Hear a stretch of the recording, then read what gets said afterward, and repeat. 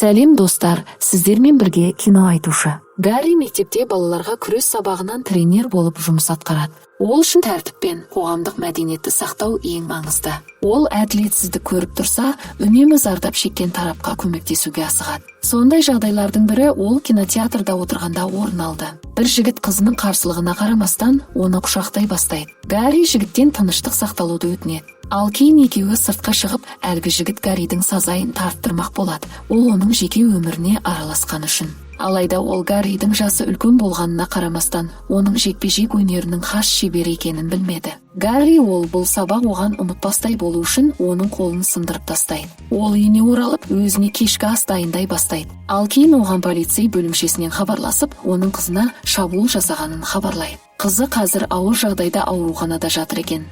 Гарри дереу сонда аттанады. Алайда қызы алған жарақатынан есіне келмей қайтыс болып кетті. Бұл жағдай оған ауыр тиді. Көп өтпей оның қызын өлтірген қылмыскердің үстінен сот үкімі басталады. Қылмыскер өз қылмысы үшін еш өкінбейтін секілді. Ол тіпті оған өмір бас бостандығынан айыру жазасын бергенде де күлуін жалғастыра берді. Өмір жалғасып, ол мектепте сабақ беруін жалғастыра берді. Гарриге оқушыларының бірі Катяға оның спорттағы нәтижесін арттыратын кеңес беру үшін кабинетіне шақырады. Алайда Катя оның тыңдаудың орнына ашуланып кетіп қалады. Сөйтсе, оның отбасымен мәселесі бар екен.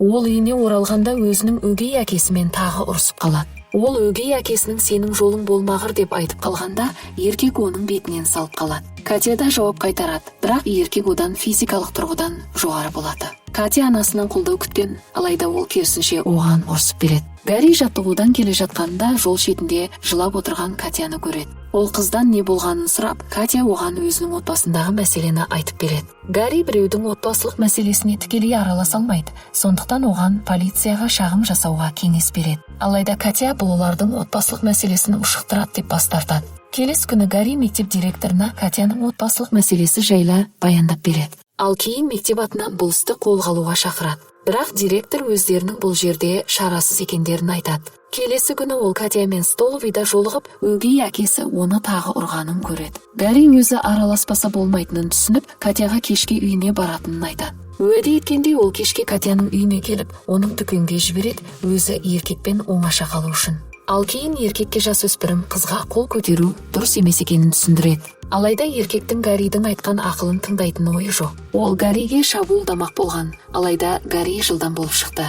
Ол еркек адамдарға қайта қолын көтере алмас үшін оның оң қолын сындырады. Ал кейін егер осындай жағдай тағы қайталанатын болса, сол қолынан да айырылатынын айтады. Ол кете салысымен еркек полицей бөлімшесіне қоңырау шалады. Келесі күні мектепке полицейлер келіп, оны бөлімшеге алып кетеді. Алайда детектив Монаган Гарри жақсы азамат екенін біледі, сондықтан оның бұл іске баруына не себеп болғанын сұрайды. Ол оған Катяның отбасылық жағдайын айтып бергенде, ол Катямен байланыстыруды сұрайды, өзі анық-қанығын білу үшін. Алайда Катя жоқ, сөйтсе оны ұрлап кеткен екен. Өгей әкесі Катяның кешегі іс үшін жазалайын деп, оны адам саудасымен айналысатын танысына $10,000 сатып жіберген екен. Гарри бұл туралы біліп, дереу мектеп камерасы арқылы Катяның соңғы рет қандай көлікке отырғанын көреді. Бұл оның өгей әкесі Том. Гарри Томның үйіне келіп, еркек оны үйге кіргізгісі келмеген. Сонда ол өзінің кешірім сұрау үшін келгенін айтады. Ал кейін үйге кіргесін оның сау қалған сол қолын сындыруға кіріседі. Ол еркекті үстелдің үстіне жатқызып оны қинауға кіріседі.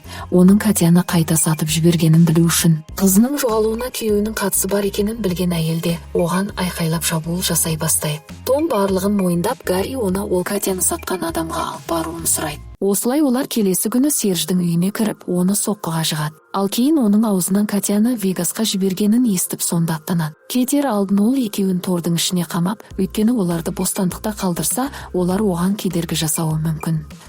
Жолда ол детектив Монаганға хабарласып, барлық жағдайды баяндап береді. Монаган уақытты жолатпай, Серждің үйіне келіп оларды тұтқын қалады. Көп өтпей мұнда Катяның анасы да келеді. Ол детективен қызын Вегасқа алып кеткенін біліп, олармен бірге баратынын айтады. Детектив Монаган келісіп, олар Вегасқа қарай жолға шығады. Вегасқа келген Гарри Серждің берген мекен-жайы бойынша қонақ үйге келеді. Ал кейін сондағы қызметкерлердің біріне оны бастықтармен кестіруді сұрайды. Ол Ремингтонға өзінің көптеген тірі тауарларды сатып алуға келгенін айтады. Алайда Ремингтон ештеңе білмейтіндей түр жасайды, өйткені Гарри олардың ешқашан клиенті болмаған. Ол Сержге қоңырау шалады. Серж Гарридің күдіксіз адам екен, оның полицейлерге қатысы жоқ екенін айтады. Сөйтсе, полицейлер оған осылай айтуға мәжбүрлеген екен. Ремингтон енді Гарриді өздерінің істерімен жақын таныстыра бастайды екен. Олар қыздарды интернет аукцион арқылы сатады екен. Әңгіме барысында Гарри оның қызын өлтірген Джонни де олармен бірге жұмыс істегенін түсінеді. Оған ақыры өзінің қызының өліміне қатысты адамдардан кек алатын сәт туды. Сондықтан ол өз мүмкіндігін жіберіп қалғысы келмейді. Ол детектив Монаганға қоңырау шалып, оған бір өтініш жасайды. Монаганға жергілікті полицейлерге Гарри олармен бірге жұмыс жасайтынын айтуды өтінеді.